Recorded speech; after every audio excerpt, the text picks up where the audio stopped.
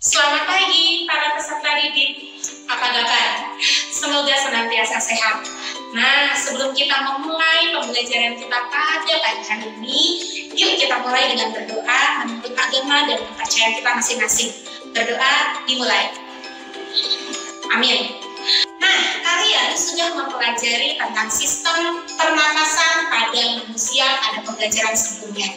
Ayo ingat lagi apa saja urutan sistem organ pernafasan pada manusia yang sudah kalian pelajari. Betul, kita mulai dari pertama hidung, kemudian faring, itu adalah tenggorokan, kemudian ada laring, itu adalah kotak suara, kemudian ada trakea, itu adalah batang tenggorokan, kemudian ada bronkus, kemudian bercabang-cabang lagi ke bronchioles, dan berakhir di alveolus. Nah, hari ini kita akan meneruskan kembali masih tentang sistem pernafasan pada manusia. Coba kalian tahan nafas, tekan hidung kalian selama 15 detik.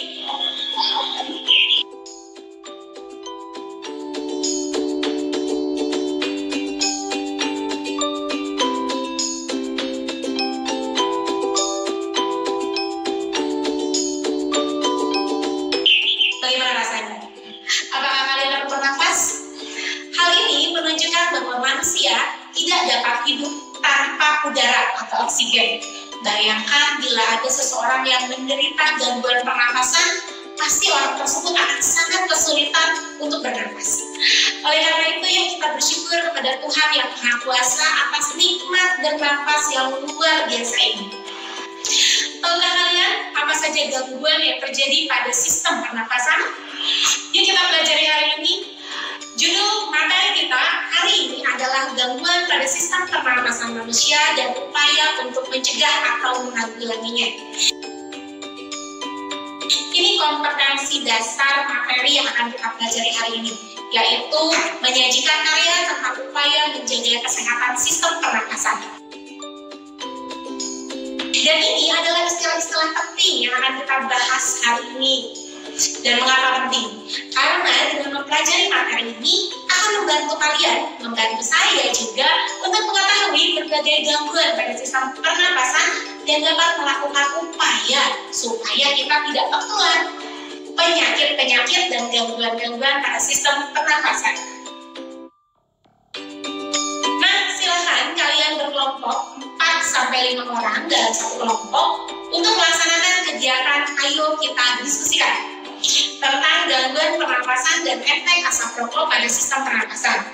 Kalian dapat melaksanakan diskusi dengan aktif dan saling bekerja sama dengan teman dalam satu kelompok dengan menggunakan WhatsApp group. Carilah nama-nama gangguan pernapasan dengan gejalanya. Isikan di tabel seperti ini. Selamat berdiskusi ya.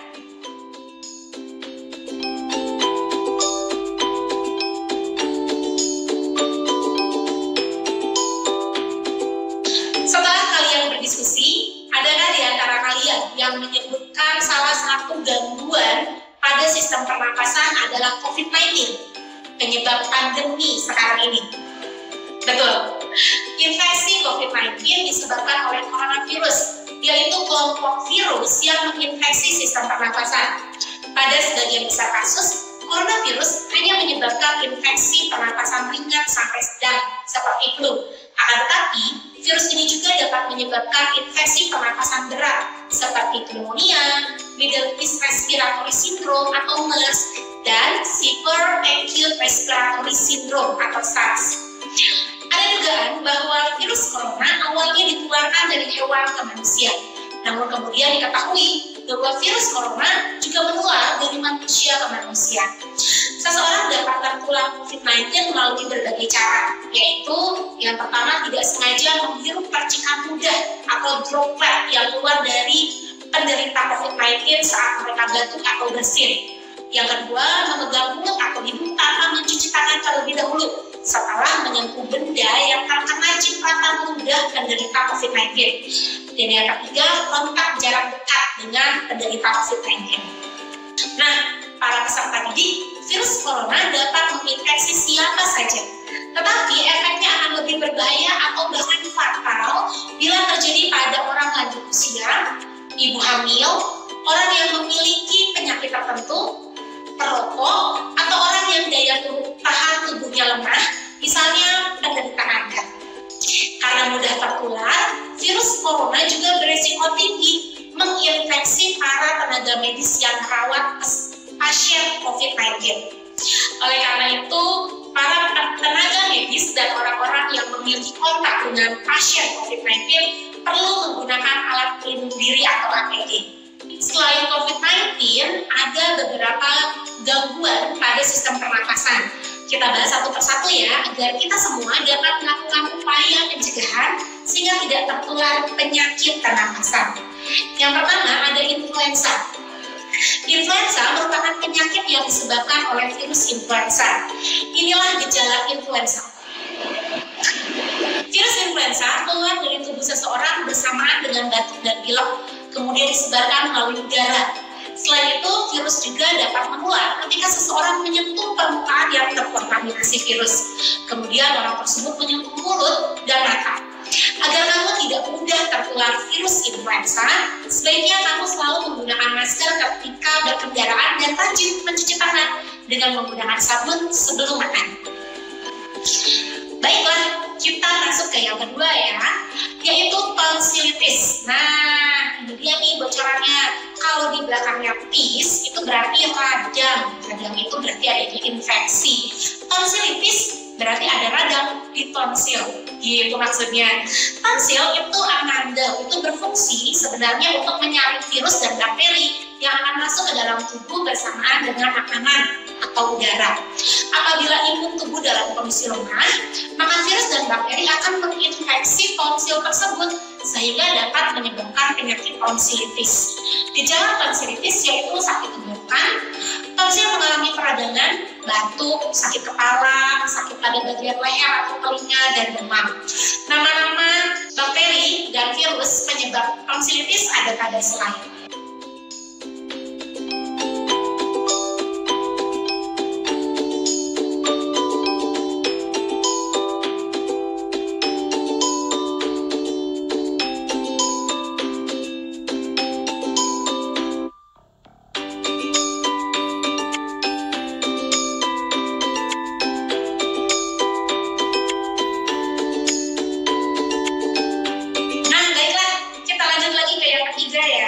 Yaitu faringitis, sama seperti tadi, belakangnya tis berarti radang. Kali ini faringitis berarti radang pada faring. Radang pada faring disebabkan karena virus, bakteri maupun jamur.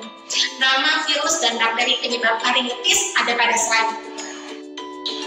Selain disebabkan oleh infeksi virus, bakteri dan jamur, faringitis juga dapat disebabkan oleh zat kimia yang dapat mengiritasi jaringan pada faring.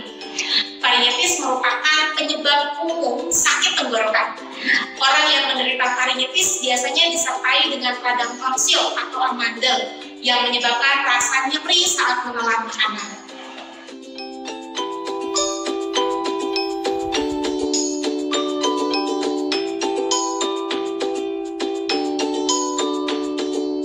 Penanganan faringitis yaitu dengan memberikan antibiotik dan antifungi untuk membunuh bakteri serta jamur yang menginfeksi faring.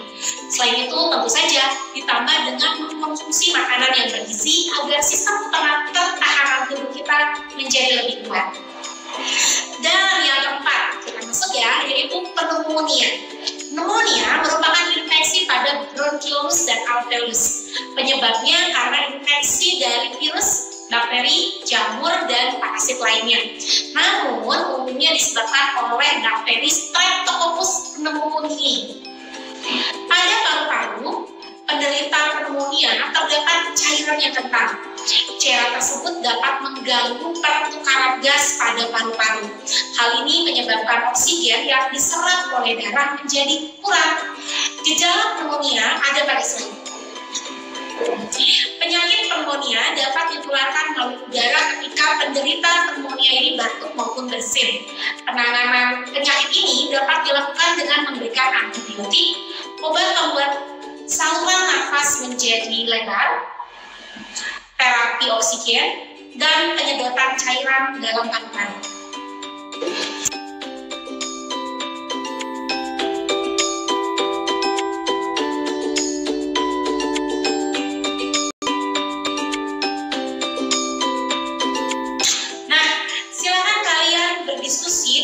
kelompoknya yang tadi untuk melaksanakan kegiatan ayo kita diskusikan.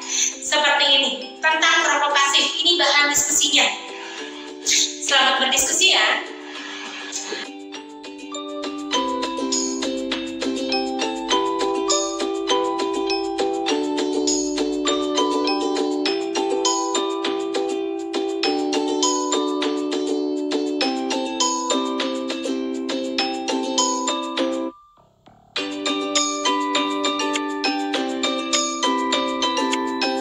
Jadi, kesimpulan dari pembelajaran kali ini adalah yang pertama, ada banyak gangguan kelainan atau penyakit pada sistem pernapasan, antara lain asma, pneumonia, tuberkulosis, rinitis, tonsilitis, influenza atau flu, dan kanker paru-paru, dan yang sedang melanda dunia saat ini adalah COVID-19.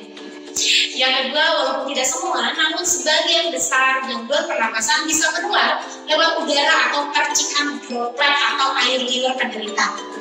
Yang ketiga, maka pastikan kita semua memiliki pola hidup sehat, kebiasaan yang sehat seperti mencuci tangan dan hindari rokok.